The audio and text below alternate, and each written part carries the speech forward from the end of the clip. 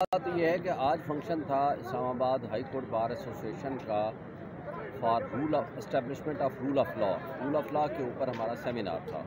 तो उसमें ज़ाहिर बहुत सारे वकला माशाल्लाह हज़ारों की तादाद में आए हुए थे। उसमें बहुत सारे हज़ारों की तादाद में वकला ILF की तरफ से भी आए थे, इंसाफ लाल फोरम की तरफ से। उनका मेन मुतालबा ये था कि जो इमरान खान साहब के ऊपर जो कातलाना हमला हुआ है उसकी FIR दर्ज की जाए, आज़म सवाती के साथ जो ज़्यादती हुई है उसकी FIR दर्ज की जाए, अरशद शरीफ के कातिलों को गिरफ़्तार किया जाए, रूल ऑफ लॉ को इस्टेब्लिश किया जाए। और उन लोगों ने ये आज एक पुरअमन जो एहतजाजी मार्च है वो उन्होंने किया है सुप्रीम कोर्ट के सामने।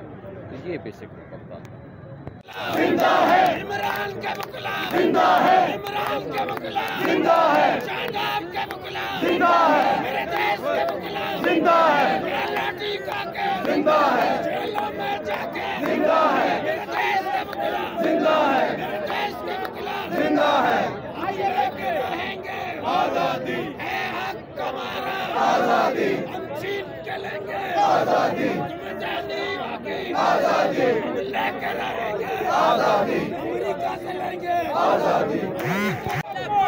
हाँ तेरा वोट है।